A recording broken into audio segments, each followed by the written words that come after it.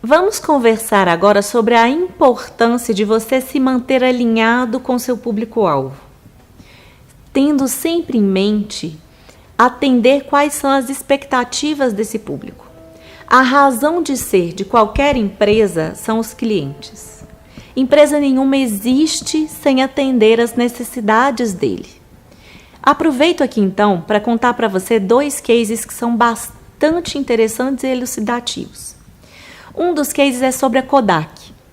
Quem se lembra dessa poderosa marca de filmes fotográficos e insumos para revelação? A Kodak como empresa surgiu em 1808 nos Estados Unidos. E para a gente ter uma ideia do tamanho da Kodak, ela chegou a deter 90% do mercado americano. Em 1975, a Kodak foi a primeira empresa a desenvolver uma câmera digital.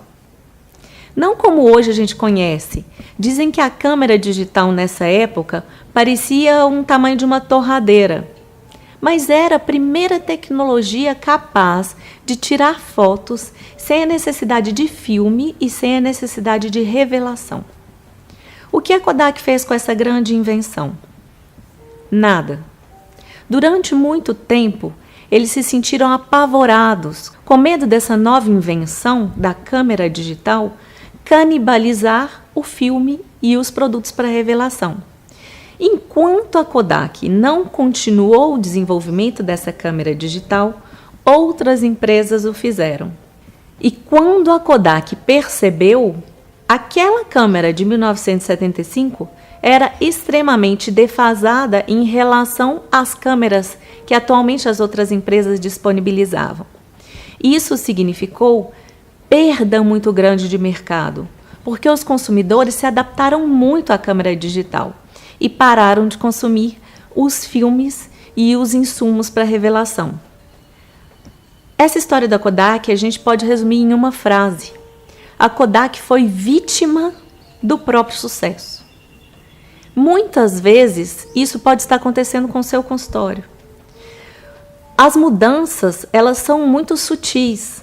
E se você não estiver atento a elas, pode acontecer de quando você percebê-las, ser tarde demais.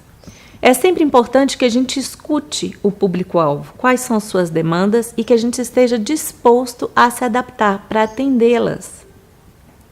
Eu falo sempre que pequenas rachaduras no casco afundam um navio. É muito difícil acontecer um erro muito grande que do dia para a noite você perca uma quantidade enorme de clientes. Normalmente esses clientes são perdidos como pequenos vazamentos. E a gente muitas vezes não consegue nem saber o que está realmente acontecendo. Eu falo que quando o cliente reclama, ele nos dá um lindo presente. A reclamação é o melhor presente que o seu cliente pode te dar. Quem reclama quer ficar. Quando o paciente simplesmente desaparece, não volta mais, ele não nos dá a oportunidade de nos ajustar às suas necessidades. Então, a partir de hoje, quando você ouvir uma reclamação, lembre-se de uma sigla. Essa sigla é a palavra IRA. IRA de identificar, resolver e aprender. Assim você vai sempre conseguir se manter ajustado às necessidades dos seus clientes. Essa história da Kodak me lembra muito uma lenda que se chama Síndrome do Sapo Fervido. Dizem que se você pegar um sapo dentro de um recipiente com o conteúdo da própria lagoa e levar uma panela para aquecer, esse aquecimento ele vai ser feito de uma forma extremamente gradual. E o sapo está em uma zona de conforto, na água da própria lagoa.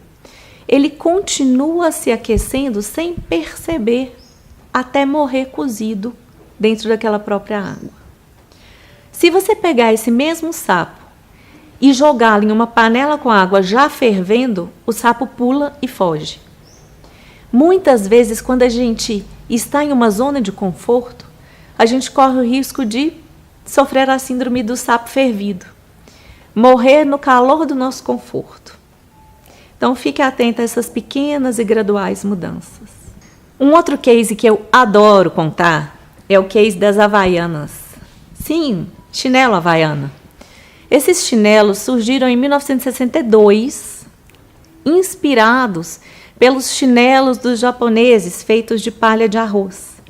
E o objetivo da Havaianas na época era substituir as sandálias de couro, que eram bastante comuns. Nessa época, a Havaianas optou por uma estratégia de estar presente em supermercados, em mercearias, em mercados de bairro e realmente conseguiu dominar o mercado. Todo mundo usava chinelo Havaiana. Naquela época, a Havaianas comunicava-se com o mercado utilizando como garoto propaganda o Chico Anísio. E o claim na época era: não deforma, não solta as tiras e não solta cheiro. Extremamente alinhado com o público-alvo. A Havaianas, na época, aquela azulzinha com branca, era chinelo do povão. Não deforma. Você pode demorar para ter que comprar um outro par. Não solta as tiras. Pode andar a pé, pode fazer serviço pesado que não vai soltar as tiras. E não solta cheiro, né, gente? Não dá chulé. Na época, extremamente alinhado com o público-alvo, e a Havaianas vendia muito. No final da década de 80, foi necessário fazer uma grande repaginada na marca. Por quê? Como a Havaianas era um produto de massa, um produto vendido em grande quantidade, mas a um preço muito barato, a lucratividade era pequena. Então foi feito todo um planejamento para reposicionar essa marca. Esse posicionamento começou com alteração do claim. Então ninguém mais lembra que a Havaianas não solta tiras, não deforma e não solta cheiro. Hoje o claim é Havaianas. Todo mundo usa. E a Havaianas realmente está presente em todos os países. Em alguns países, um par de chinelos pode chegar a custar 100 euros. Uma outra característica importante também dessa repaginação foram os pontos de vendas. A Havaianas começou a ser vendida em lojas muito mais estruturadas e refinadas para atingir um público mais alto, capaz de pagar por esse preço mais elevado dos chinelos Havaiana. Pense você na sua estratégia hoje. Será que você está vendendo um produto que é lucrativo para você? Será que você não está hoje em um momento de revisar o seu produto, o seu serviço prestado e realinhá-lo em um público-alvo com poder aquisitivo mais alto? Isso pode sim ser uma boa estratégia. Quando a gente fala sobre competitividade, uma análise muito importante é a gente pensar no mercado como uma pirâmide. Na base da pirâmide, muito provavelmente é aí onde estão inseridas as clínicas populares, que precisam atender grande volume, com muito giro de paciente, a um custo bem baixo.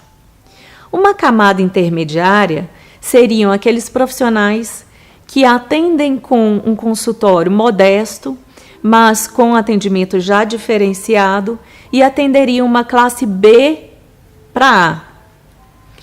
Aqui a gente tem menos volume de paciente, mas talvez o lucro por paciente seja um pouco melhor. E no topo da pirâmide? O topo da pirâmide são os profissionais que estão posicionados para atender os clientes A.